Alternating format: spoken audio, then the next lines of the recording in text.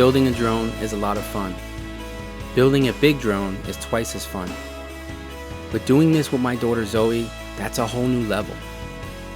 Hi, and welcome back to my channel. It's been a few weeks since my last post, and a lot has happened between then and now.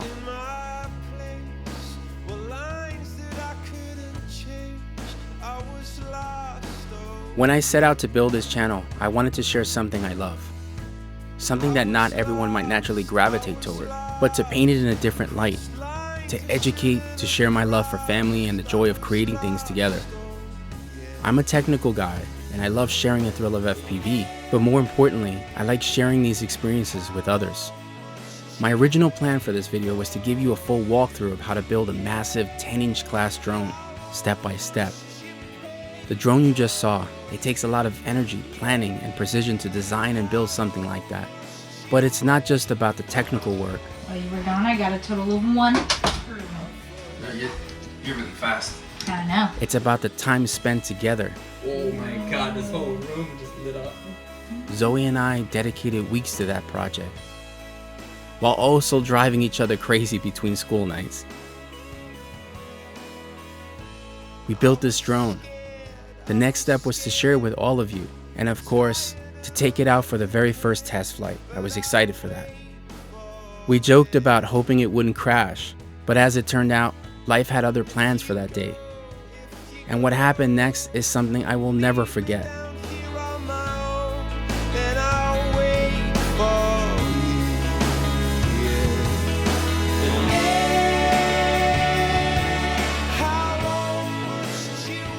We had a free morning, and I planned to take Zoe to her high school football game, then head out to the park for the first test flights.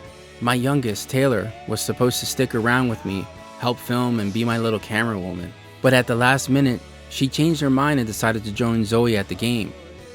I thought it would be strange for Taylor to say yes to that, but really thought nothing more. I was just happy to see my daughters bonding.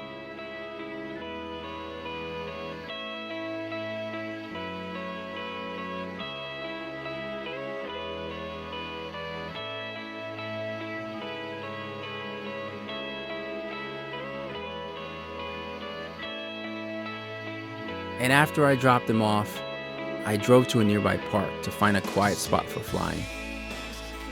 And then, everything changed in an instant. Just minutes later, I found myself trapped inside my van. Black smoke filling the cabin, struggling to breathe. And I knew there had been a crash, but I didn't even realize it at first. One moment I was turning into an empty lot, and the next, my eyes opened to a loud, explosive pop like a balloon bursting, but I have no memory of colliding into something. I was surrounded by these deflated airbags and acrid smell of smoke. I tried to open the door, but it wouldn't budge. I felt like I was trapped in a metal coffin. My hands fumbled with that mechanical lock, desperately pulling and pushing it, but it wouldn't move. I crawled over to the passenger side hoping that maybe that door would give way, but it was jammed too, and panic started to creep in. I moved to the back doors, but those were sealed shut. Every exit was blocked, and I could feel the van closing in around me. My thoughts raced, and the air felt thicker with every breath, and I frantically searched for my phone thinking maybe I could call for help, but it was nowhere in sight. I scanned through the van for anything solid, anything I could use to break a window, but nothing. My strength was fading fast, and all I could do was try to buy myself a little bit more time. So I crawled to the passenger side floor.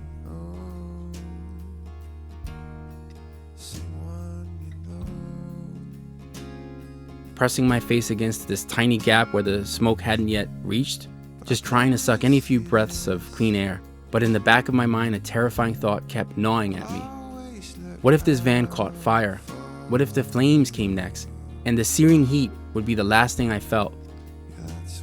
I could remember hearing the sizzling sound through the vents, and my chest tightened, and I just felt heavily asthmatic, even more.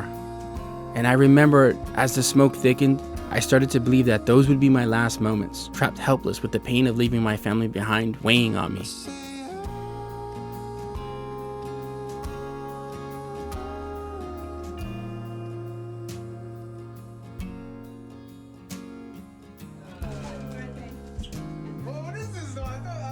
And then through the haze and despair, I caught this glimpse just barely through my smoky window. It was maybe 100 feet away.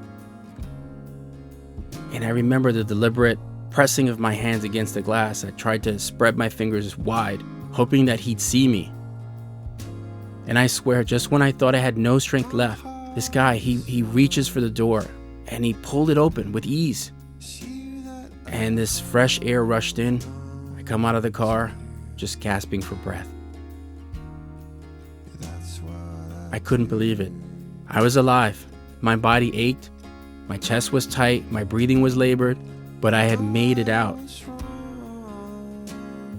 I took the scene in around me, the crumpled front of my van, the smoke still billowing, and just realized how close I had come to not making it.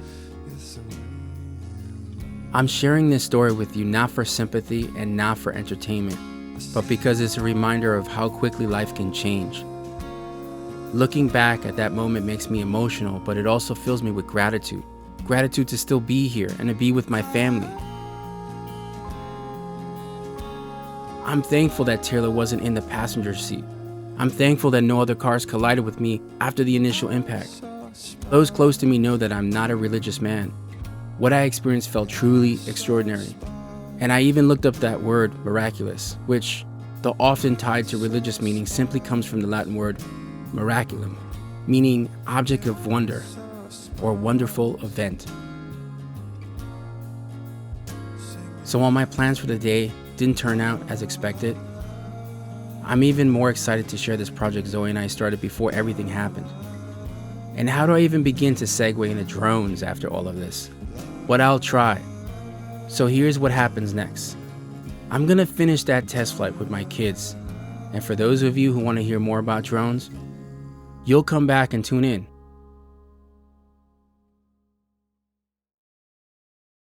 There's always someone around the corner who loves you, and you may not even recognize it.